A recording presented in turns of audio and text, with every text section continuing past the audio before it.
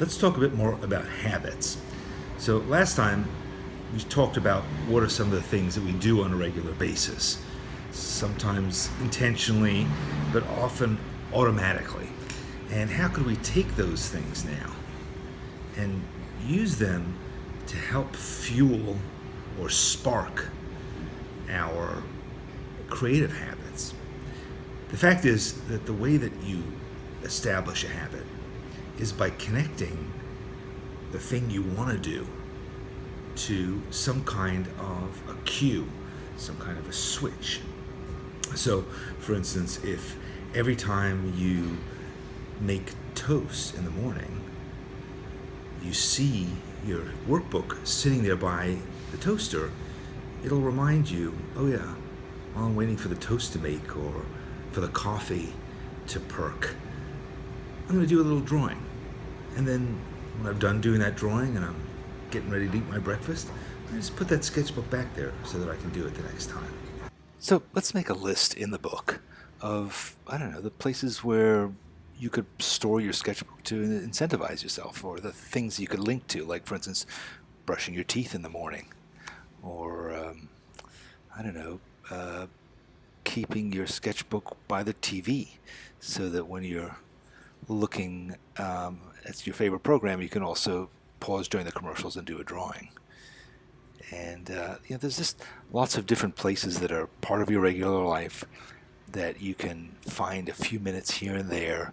Maybe when you're at your office, keep it by your workstation and take it with you to lunch, or draw while you're on a conference call, or when you're commuting to work, or when you get home in the evening and you pour yourself a stiff drink. Look, we're on a journey together, and we're working, we're taking steps, but where are we going? I want you to think about that for a minute. I want you to open the book to the page that is called Here's Why, and I want you to write down what this is all about. What's the purpose of this? How does it make you feel? What is it you want to get to? What will it be like when you've achieved this creative habit, when suddenly you're making things and writing and drawing and painting and singing and weaving, whatever it is that becomes your creative habit? How does that feel? What are the things that you're doing with that creativity?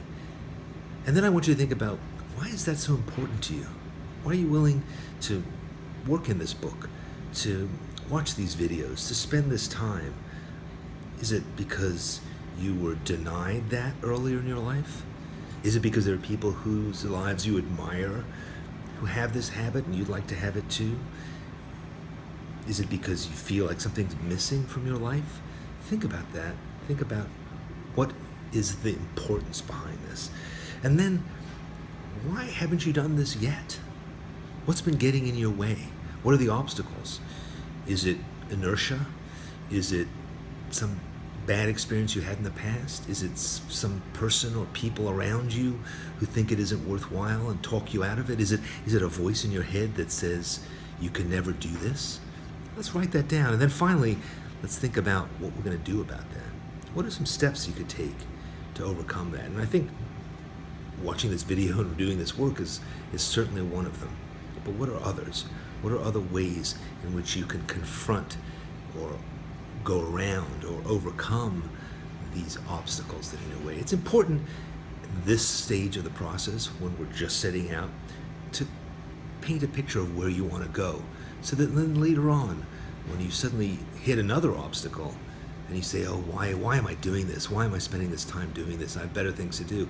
You can come back here and you can read your vision of what it was going to be about.